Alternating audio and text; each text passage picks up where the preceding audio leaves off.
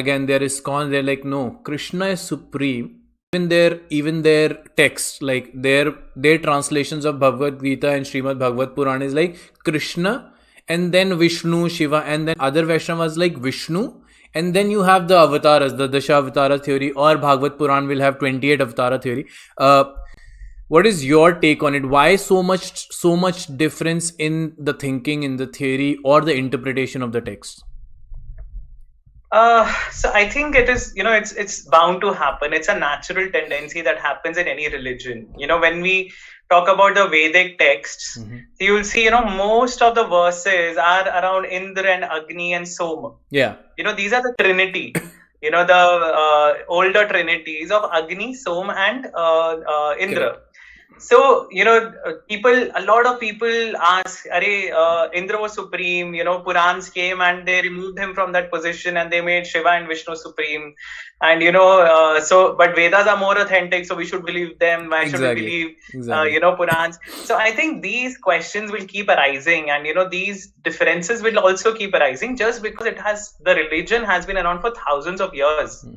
If we believe our scriptures, it's been millions of years. But even if you go to the historical aspects of it, the earliest excavations, and I believe there's a lot more to discover in India. Hamari cities itni overpopulated hai that we are not able to do it. We're not even able to explore our own cities, historicities. But the oldest jo hai abhi tak, it's about 9,000 years old, 8,500 or 9,000 years old jo excavations nikle hai. And if you believe there's a continuity of civilization, of stories, a 10,000 period is enough to, have differences in the opinions. And historically bhi, there are people who have favored, one particular god in one region of the country. And that is why you see, there are more Vaishnavas in one part, like Gaudiya Vaishnavas are from the eastern part of the country, right? So, or you will find Vaishnavas in Gujarat, and in the north you will find more Shakta worship and or Shiva worship, or even in south again you have a lot of differences.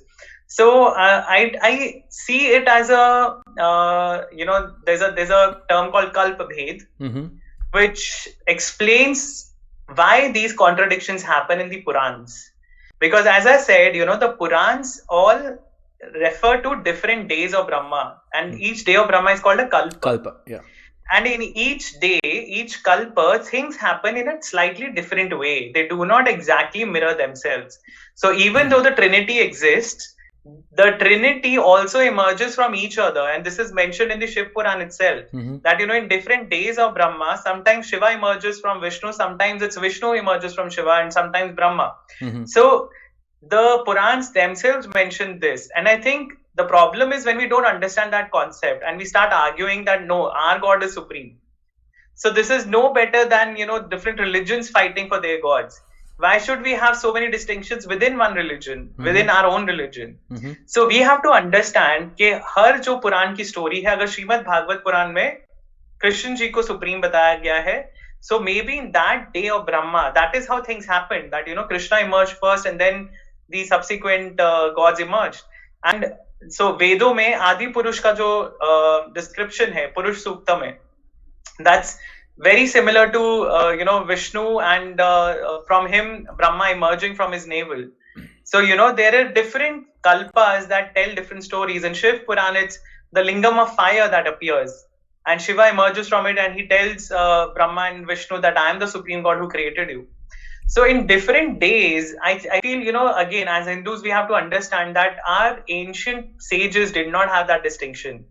There's a very beautiful concept, Ash, called henotheism. Okay, so which basically a Westerner has coined that term to describe the Vedic way of worship. So I think Max Muller was the guy who translated our text first, and he probably coined this term, if I'm not mistaken, which basically says that the Vedic rishis, when they're talking about Indra, they make him supreme. When they're talking about Agni, they make him supreme. There are verses in the Vedas around which make Vishnu supreme. So, they are seeing that supreme Brahman in that particular form, and they are praising that form as supreme. So all of them are basically different manifestations of the same supreme Brahm, same supreme God or Par Brahman. So it doesn't matter. It doesn't really matter whether I worship him as Krishna or as Shiva or as Durga, because ultimately they are all the manifestations of the same Supreme Brahman. Mm-hmm.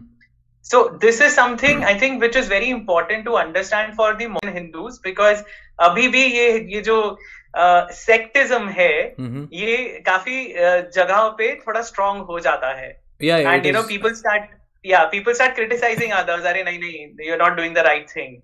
Which is not how our ancient sages, as I said, our society was very scientific, and they have been very open to contemplation, to questions, to everything.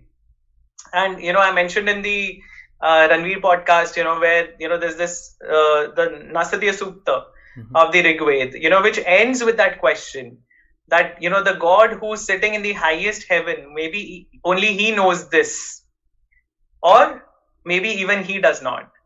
That is the question that the Vedic sages have put in Rigved, which is the oldest text in the world, Right. oldest scriptural text in the world. Right.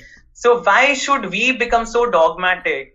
Why shouldn't we have that open, mind to explore and allow others to believe what they want to? They're all forms of the same God. That's the truth that we have to imbibe.